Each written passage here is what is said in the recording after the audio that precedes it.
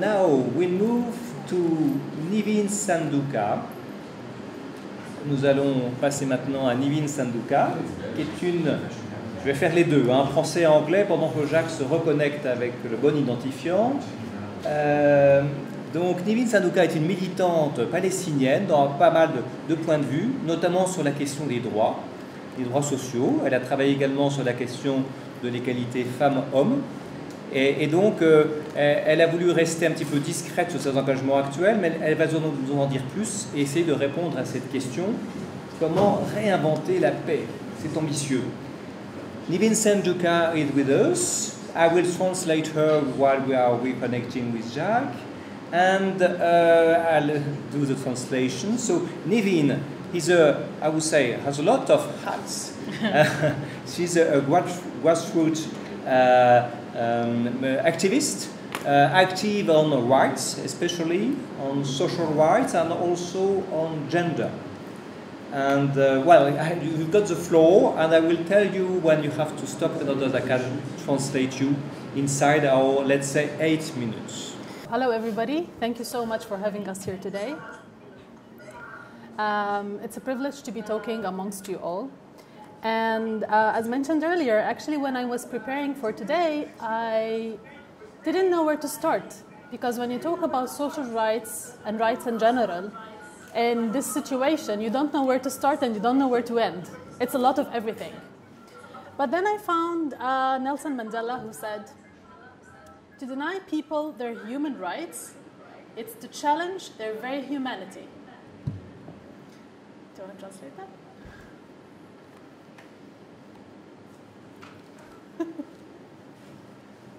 vais prendre il y a un petit peu d'écho et d'effet d'Arsène, comme ça arrive quelquefois. Nelson Mandela a dit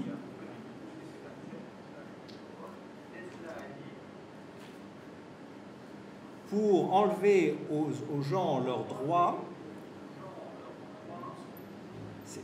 le fait d'enlever leurs droits aux gens est un challenge, un défi pour toute l'humanité. Et pour les Palestiniens, c'est un défi très actuel. And today, more than ever, as Palestinians, we seem to be very far away from achieving our rights, and especially the right of self-determination, which ultimately is considered as a pathway to peace. La question pour nous Palestiniens, c'est le droit à l'autodétermination et qui est le passage vers la paix. In the shadow of occupation and fragmentation between Gaza, West Bank, and East Jerusalem, an increased sense of hopelessness dominates the Palestinian younger generation. 63% of Palestinians believe that chaos will prevail if the situation continues as it is. Ok, nous avons le défi de l'occupation en Cisjordanie, à Gaza, et nous devons nous focaliser là-dessus. Et 63% des Palestiniens pensent que si cela continue, on arrivera au chaos. While 61% speculate that armed clashes are going to erupt soon, and 57% foresee a collapse of the Palestinian Authority. 61% prévoient un effondrement de l'autorité palestinienne. The question is, what made the younger generation that is supposed to be full of hope reach these conclusions and reach this hopelessness? Comment est-ce que vont faire les jeunes pour faire face à ce désespoir, pour garder l'espoir? I think the answer might lay in how we actually read what is happening right now on the ground. So let's look at Gaza. Gaza, for example, in terms of rights, is under siege, which we know that the people cannot leave and cannot enter Gaza unless they have a very special permit from Israel. There is, accordingly, a very high rate of suicide in Gaza. Last month, a couple of young men, almost 5 of them or more, committed suicide on the same day. There is no electricity or clean water. According to UN agencies, Gaza is not a place to live for, or not a livable place by 2020, which is already happening. Gaza, situation particulièrement difficile, dans un état de siège, avec notamment des suicides, 5 par jour récemment, et des problèmes sur l'électricité, sur l'eau, et puis évidemment l'accès pour pouvoir entrer et sortir si l'on n'a pas de permis. And then, I'm sorry, I have to answer this question, I just saw it. Does the Palestinian state have Islam as their official religion? No. No.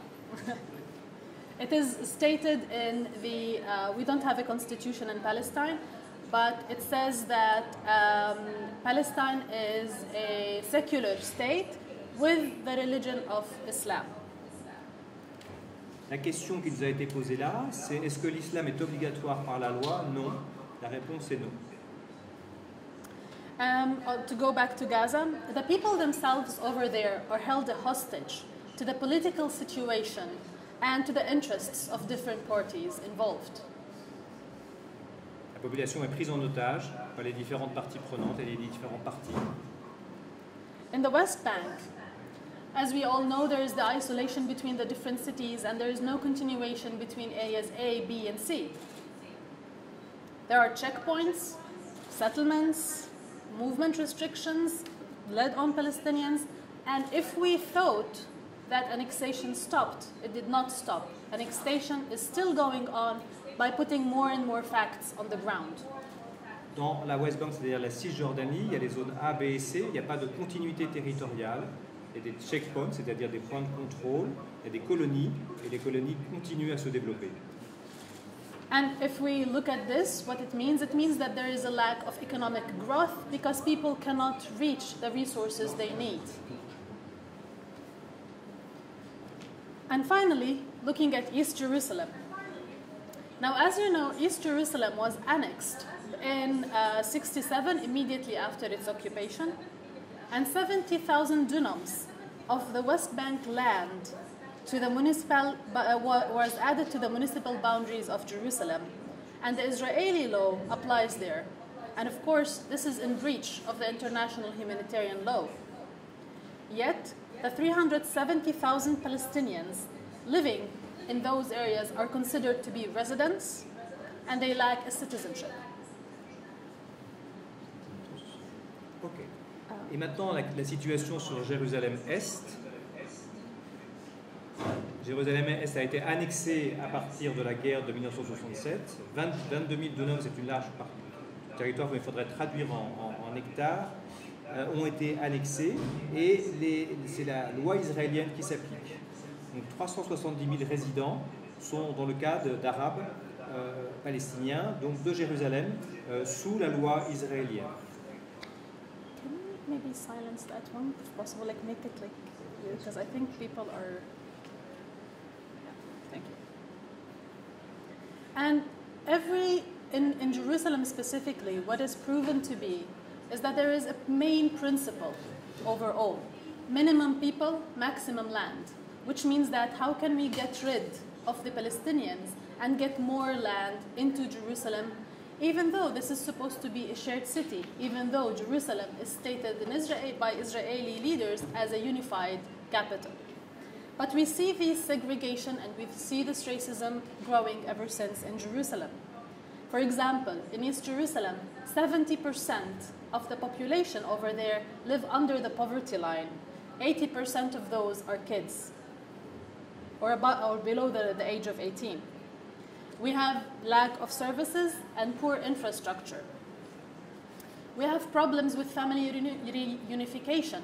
So a Jerusalemite cannot, for example, get married to a person from the West Bank or from Gaza or even from abroad, because then the residency will be provoked. Of course, there is land expropriation and building restrictions. And of course, there's cutting of Jerusalem from the rest of the West Bank.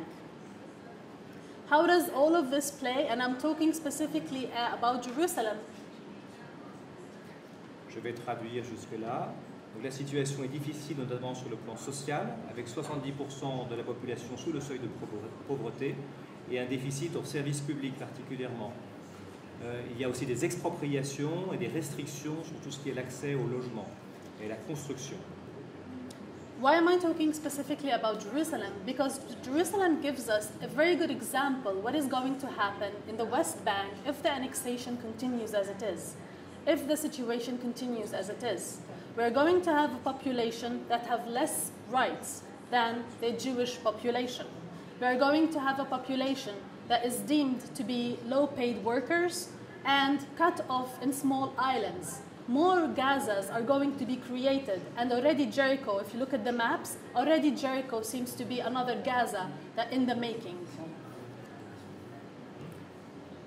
Si cela continue, les habitants ont de moins en moins de droits, et avec en particulier des problèmes sur le niveau des salaires, des travailleurs qui est spécialement bas. Et quand on regarde par exemple la ville de Jéricho, qui est en Cisjordanie, eh bien on a en quelque sorte affaire à une sorte de petit Gaza. I don't think I have time to go into what it means in social terms, or what it means in police violence, or what it means for women being in an isolated place in East Jerusalem. But I will always, because I think I have limited time right now, so I will talk a little bit about the hope that exists.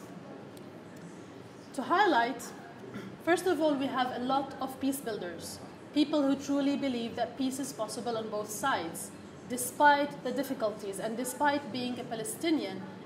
As a peacemaker, you are viewed as a normalizer, as a traitor to the cause. Alors j'aurais pu parler de tous les problèmes sociaux et des violences policières par exemple, hein, mais je vais maintenant, le temps est limité, arriver à l'espoir, car il y a de l'espoir. Il y a des gens qui font la paix, et beaucoup participent d'ailleurs au forum. Et donc je vais maintenant parler de cela. We also have a lot of peace initiatives that already exist and can be a very good basis for beginning of negotiations. For example, the Geneva Initiative, but also the Arab Peace Initiative, which we should actually be pushing for after United Arab Emirates signed the agreement with Israel. Il y a des initiatives de paix, il y a eu des initiatives de Genève, par exemple, avant que le récent soi-disant traité de paix avec les Émirats Arabes Unis. In Palestine itself, because as Women Wage Peace, my dear friend Hamutal was talking, also in Palestine there is a young feminist movement that is being leading the scene right now, and not only do they talk about women's rights, but they also talk about the need to end occupation as a means to achieving other rights. J'ai vu avec beaucoup d'intérêt ce que fait les Women Wage Peace, c'est-à-dire les femmes font la paix, notamment par rapport à la question de la fin de l'occupation. In Arabic they're called tal'at, going up against. En arabe on dit tal'at, ça veut dire se relever, going up against, se relever. And finally, because I spoke a lot about Jerusalem, also in Jerusalem there is hope, especially that there is civil society in Jerusalem that is trying to build bridges between the East and the West. And they are actually supporting many initiatives whereby they're bringing these activists together to show that Jerusalem can be an example of a shared city.